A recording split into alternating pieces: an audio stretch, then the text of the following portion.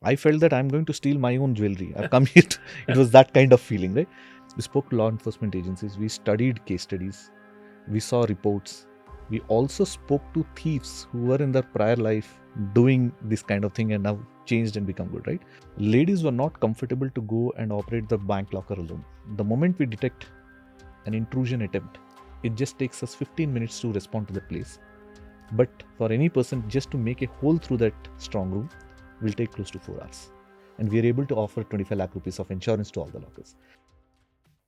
Welcome to this special edition of the Crafting Bharat show. My name is Amit Somani and I'm a managing partner with Prime Venture Partners. I'm delighted to be chatting with my friend and entrepreneur and somebody we've backed multiple times, Vijay Arisetty. Welcome to the show, Vijay. Thank you. Thank you, Amit, for having me on this show.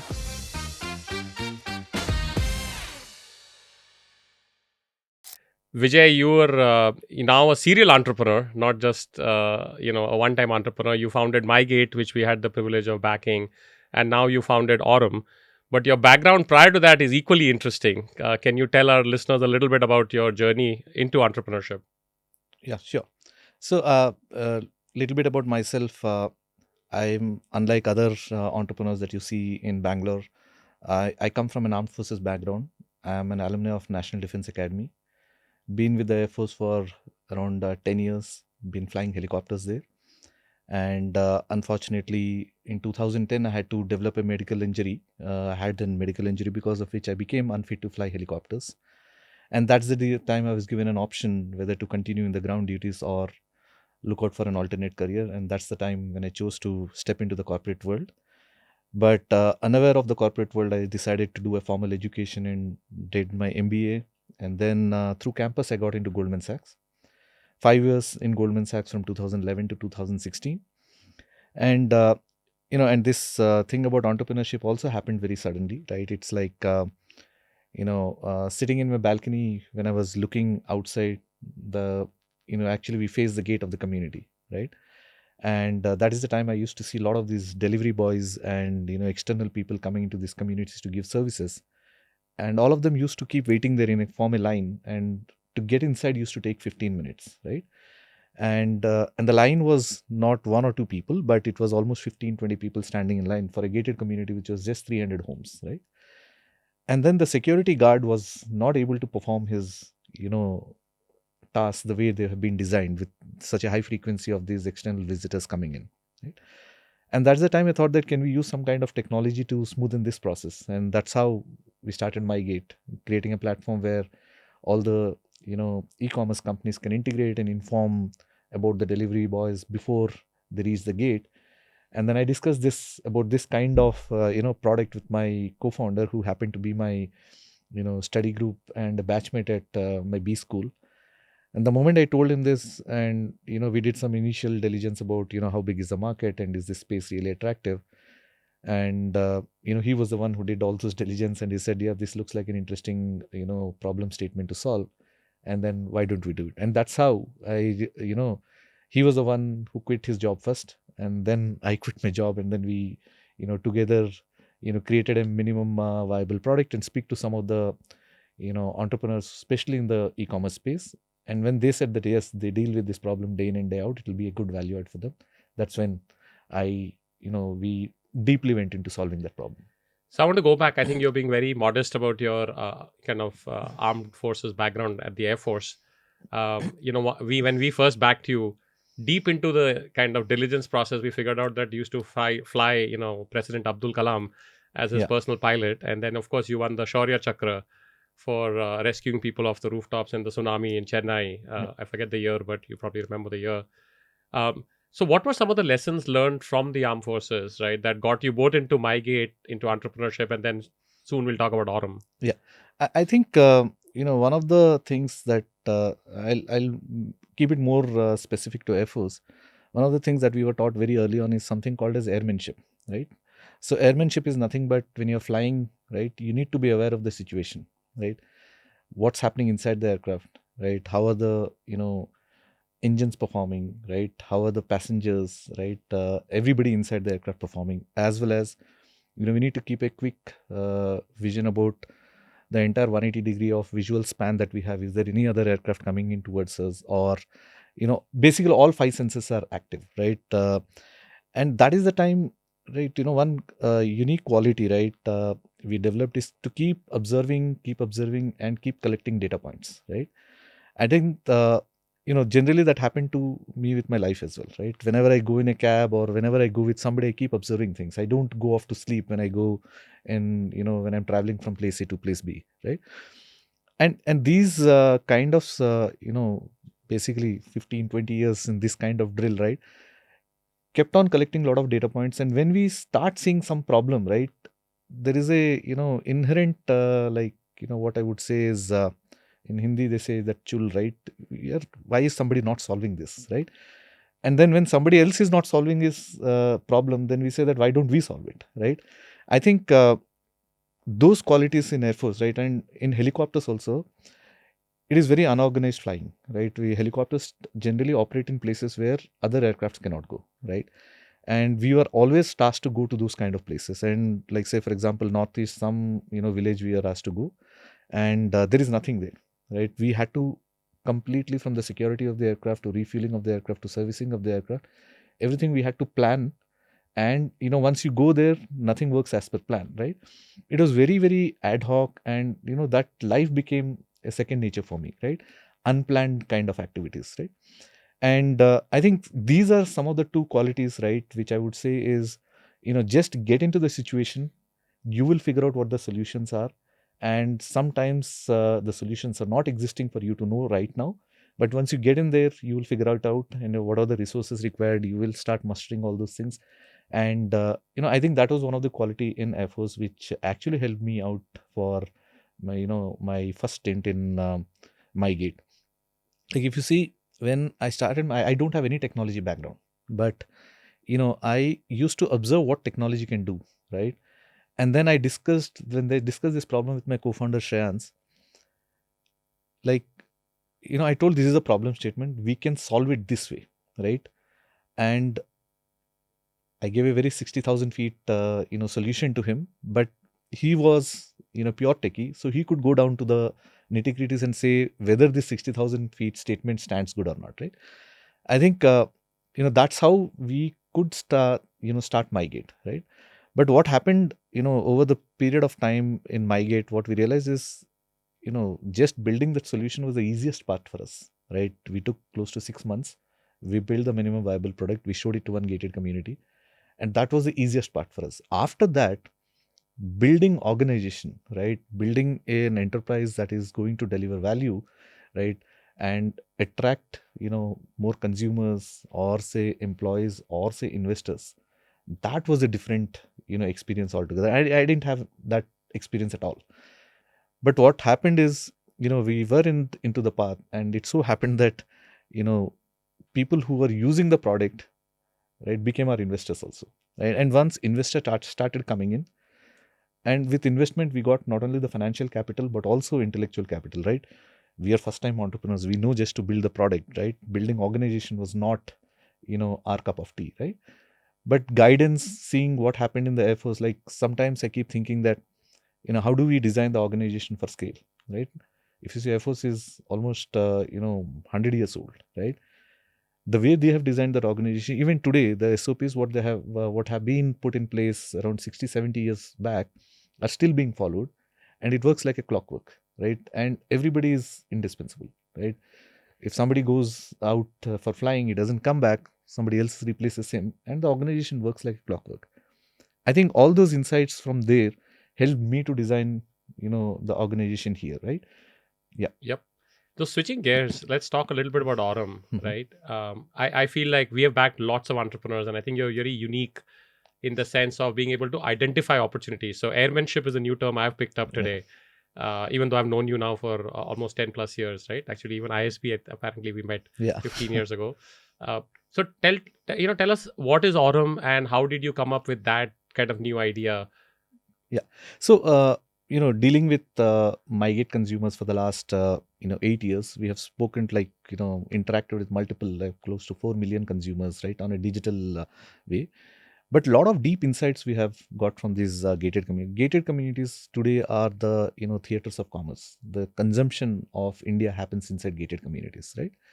And what we realized is, you know, these are the all the most of the rich Indians, right? They are all migrating to these urban cities for various opportunities, whether it is for business opportunities or employment opportunities or better studies for their children, or I would say healthcare for the dependents, right? All of them are being provided in these urban cities, and a lot of rich Indians are migrating to these urban cities. But the rate of migration or urbanization is way beyond the pace at which the civic infrastructure is catching up, right? It's very difficult, like these urban cities are not able to provide 24 by 7 water supply, power supply, but this was identified by these builders, and they started constructing these gated communities, right? And all these rich Indians are now moving into these gated communities. And one of the things that we realized, and we spoke to a lot of people, is you know these wealthy people have a lot of physical assets with them which they need to keep safe and secure, and they were not able to get any place to keep it safe and secure. And that is the time they started looking for alternatives. What do we do for keeping our valuables safe? And bank lockers are the obvious choice, but unfortunately banks are also not able to catch up with the pace of urbanization. Just to give you an example, Belendur, the place where I stay, 560103 pin code, has got close to 50,000 homes inside gated communities. And this entire pin code has got 7 bank branches, right? And all of them put together have got 790 bank lockers. 719. 790. 790. Wow. Right? And 50,000 homes and 790 lockers, right? And that was the kind of demand supply mismatch. And then we spoke to banks, like we said that, okay, my, customers inside gated communities want bank lockers. Can we get into some exclusive arrangement that you'll build lockers with? They said they don't want to, because banks said that our businesses are becoming more digital. We don't want to have this kind of physical infrastructure, and we will not be able to. And we are also thinking in terms of how do we let the existing customers take away their wealth, and we are off from these lockers. But the flip side, the customer wants it, and then these customers are getting concentrated in these gated communities. Then we said that why don't we build lockers as an amenity within gated communities, and that's how Aurum was born. Fantastic. Um, so, can you talk a little bit about what was some of the consumer related diligence you did to figure out, is there going to be demand for this? Yeah. It's obviously a novel product. You're used to building novel products. MyGate was a novel product. I think my community was community number 26, which is how we found Correct. MyGate Yeah. as an investor. So, how did you validate that? Are people really keen on this, or was it just the demand supply saying only 790 lockers in a population of 50,000 homes, so that should be enough to It go was after? it was a demand supply thing. First thing is, it was a demand supply. Second was, to validate this, we spoke to a lot of customers, right? Like we said, because this is a business that requires high capital expenditure, we better be doubly sure in terms of whether this is a true need, or we are just thinking that it's a true need. We spoke to around 2,000 consumers, right? And I personally picked up the phone and spoke to consumers, right? Some of the insights, right? Only 15% of the people who are staying in these gated communities have lockers in the city of their residence, right? And that to the distance from their residence to the locker is, more than 5 kilometers, right? Second is 85% of them don't have lockers. Of these 85%, 50% of them have lockers in their hometowns. Because they're migrants or Because immigrants, because they're of the migrants, yes, urbanization. right? And the remaining 50% don't have lockers at all, right? And one of the other insight is, you know, people generally, when they don't want to share lockers. Today, in the tier 2, tier 3 cities where most of us have lockers, they're all shared by, entire family. The mother, if I have a sibling, my brother is also using the same locker, or I have one with my wife's sister is also using the same locker. And those are all small lockers where multiple people are using. And what we realized is, and when we spoke to them, they said that, we wanted our lockers to be at our hometown because we go and attend weddings at our hometown. But then after 5 years, what happens is, all their siblings got married. The, bride side and the groom side, everybody's siblings got married. And now all the social functions are now in the place of their residence. And now they wanted lockers at this place. So a couple which is, married just for 5 years, they're okay with having the lockers at their hometown.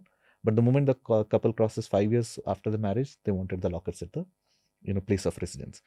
And we also see that, most of the gated communities are occupied by owners. 60 to 70% of the houses are occupied by owners. And we had a strong belief that, the moment I buy a house and I'm residing in that house, I would want my wealth also closer to my house, right? And that resonated with a lot of consumers, right? And once we spoke to all these people and they said that we wanted something like this, but yes, they were not so, they were thinking that how can a private company and not a bank do all these things? There is a question. But very truly, we identified that there's a problem. And if we do it well, we would be able to crack this market. Fair enough. Let's switch gears and talk about what is the actual offering. Is it just like another bank locker, lock and key, and Mhm. it's just now in my gated community, or is it something else? And how did you go about sort of conceiving and creating that product? Yeah.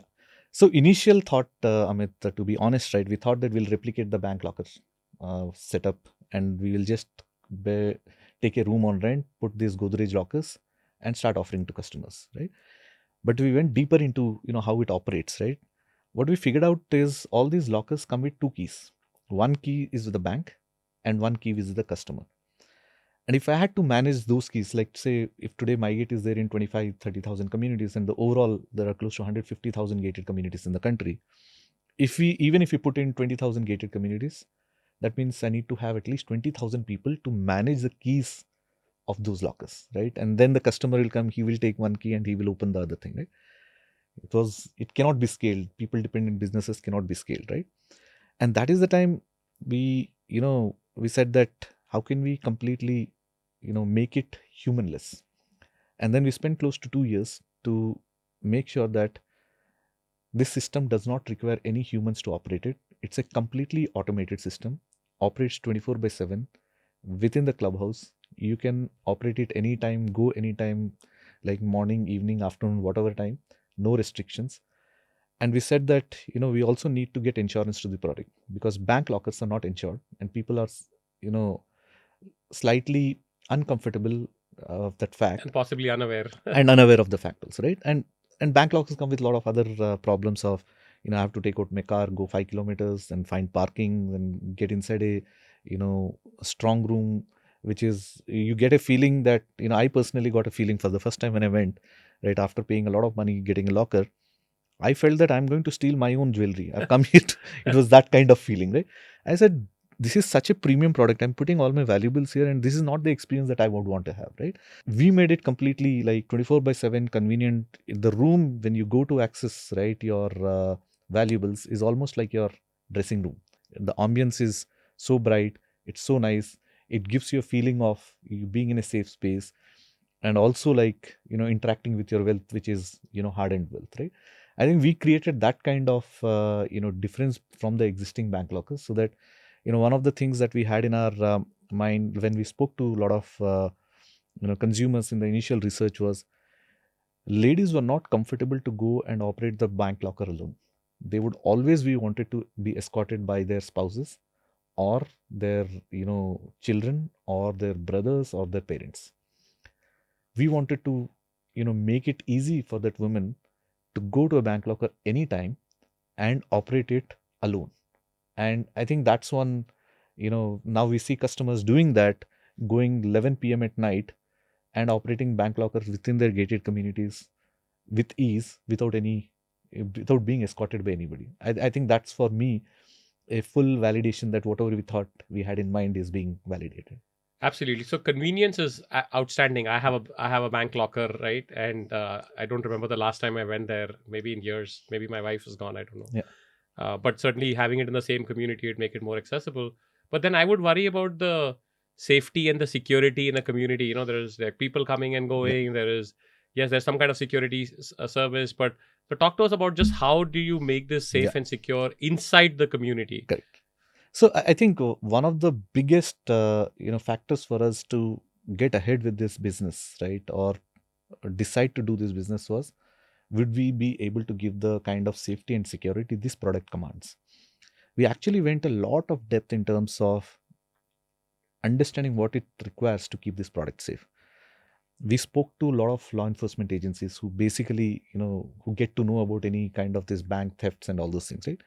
We spoke to law enforcement agencies. We studied case studies. We saw reports. We also spoke to thieves who were in their prior life doing this kind of thing and now changed and become good, right? So one of the deep insight that we got, right, is, and these are insights that, again, you need to use your airmanship when you're speaking to people also, right? These insights won't come out just like that. And we spoke to them, and what we figured out is, when thieves get into stealing these kind of, establishments, they don't use, bombs or, weapons of high magnitude, right? They do precision cutting. They just do a 1 feet by 1 feet cut, and they tend to go inside silently, and they steal and they go out. So that was an insight that they do precision, cutting, and they just don't blow up, because the target will also blow off if they use bombs, right? And that insight we took, and we said that, okay, these guys are going to do precision cutting. So how do we make it extremely, extremely difficult for them to do precision cutting? So if you see like the panels that we have built, the strong room, right? It's got a lot of mesh structure, right? If you try to do something like a drill a hole or gasket or something, it's just impossible, right? You'll find 7 surprises, and every inch has got different surprises. Say you drill a hole at one place, and then you think that, okay, I'll replicate the same drill some other place, it'll be completely different, right? So we made it extremely difficult for somebody to make a hole through this. And the weapons that are needed to make these holes are also very unique. Like, say, for example, if you have to drill through this hole, you just get some jackhammer and you can drill through. One equipment is enough.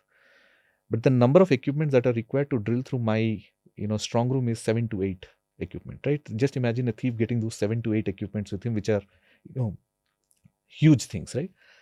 And on top of it, what we have done is, we have used sensors, right, across every inch of the strong room, which is going to detect any kind of sound, smoke, heat, vibration, seismic, all kinds of inputs, environmental inputs that can come.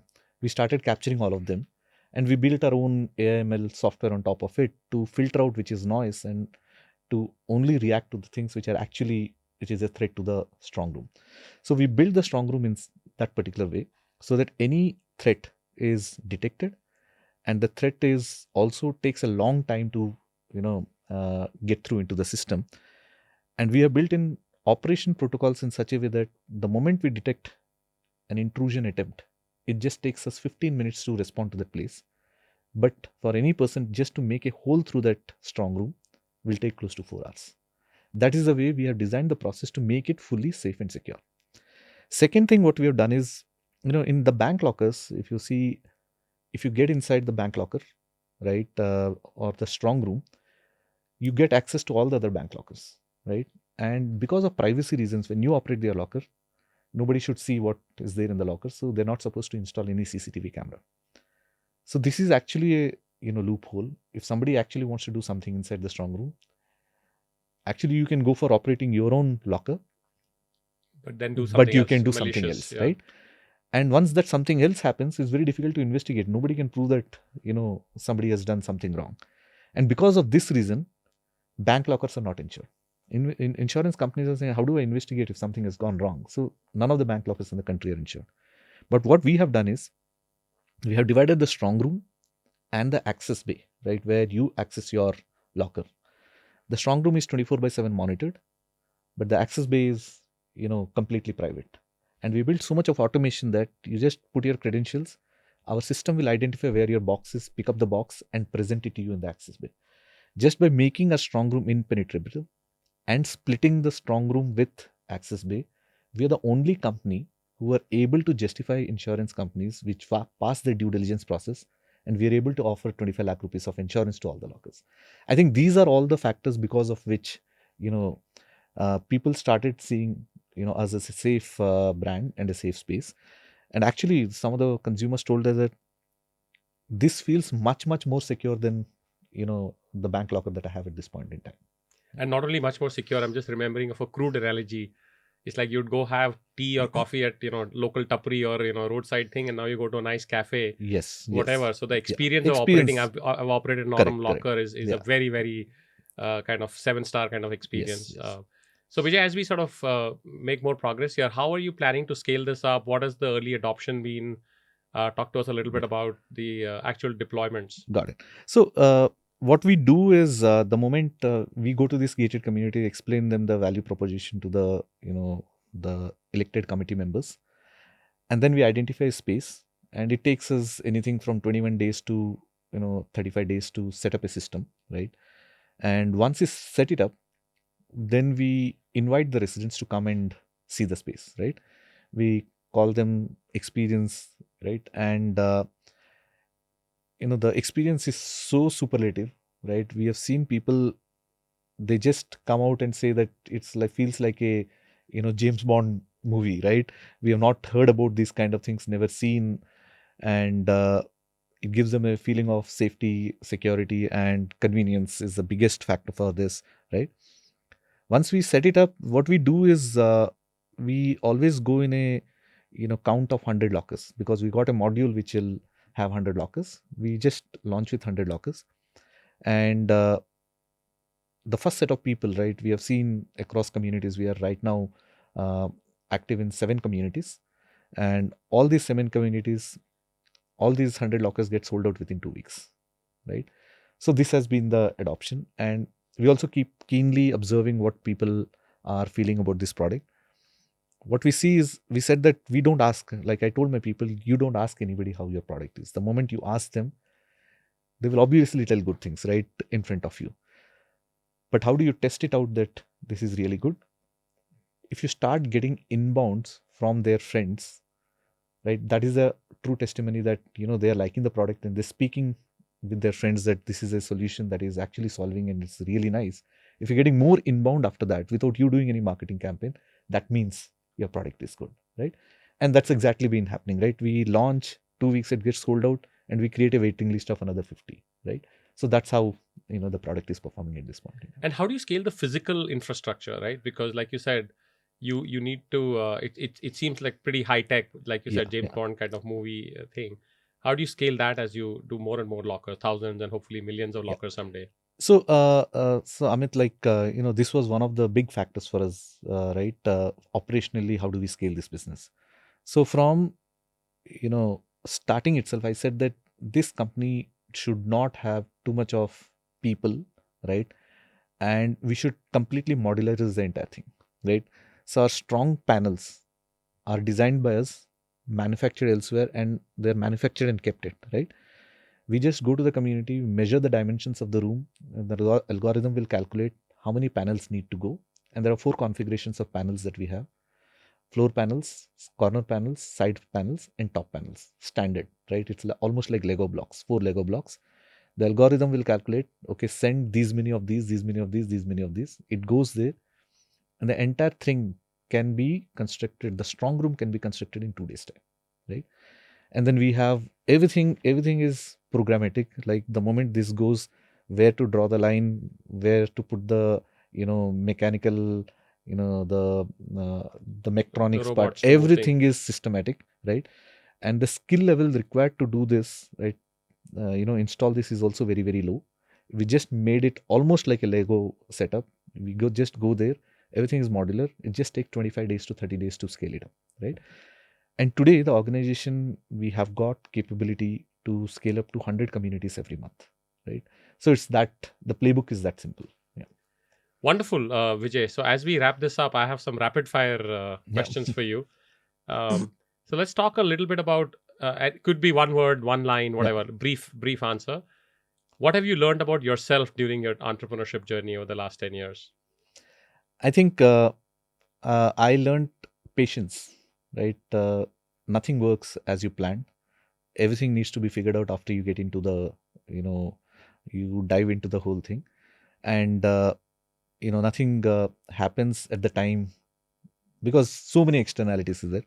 I think patience is the most important thing that I learned. It takes at least a decade to build an organization, right? Profitable, sustainable organization.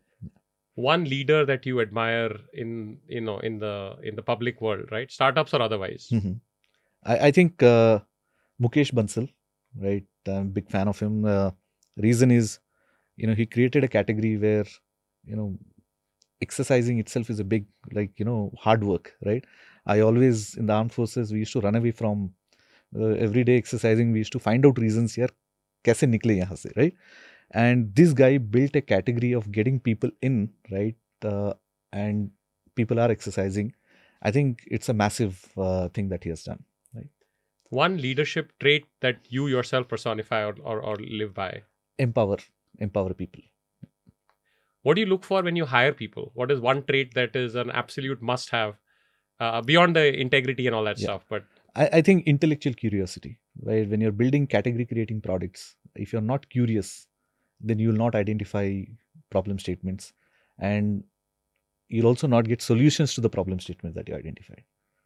one favorite memory, both from the Mygate journey and one in the early Aurum journey. Yeah, I think one Aurum, I mentioned it in the past. I was very delighted when women come alone to access Aurum, and they go completely satisfied. That was one of the satisfying moment for me. And I think my gate, it is, when the delivery boy used to take 15 minutes to check in through the gate, and now he finds it as a norm to check in through the gate in 1 second. Right? I think that transformation, what MyGate has done to gated communities in India, is one of the memory that I would cherish. And the last one piece of advice for entrepreneurs who are crafting Bharat. Yeah. So I think, you know, look at problem statements. Don't look at technologies that are existing and what you need to do with the technology, but look at problems. India is actually transforming, right? India is transforming from a 5 trillion economy to 50 trillion economy in the next 20-30 years. And there are lots of changes that are going to happen in India. And any of these changes is going to create opportunities. And look out for such kind of opportunities. And, I think it requires a lot of patience, identify the right opportunity, and use the technology available or create a new technology to solve that particular problem statement, not vice versa. And have a lot of patience. It requires a lot of patience to build, a large, profitable, sustainable companies in India. Awesome. Well, thank you so much, Vijay, for being on the show. It was a Thanks, privilege to Amit. talk to you. Yeah.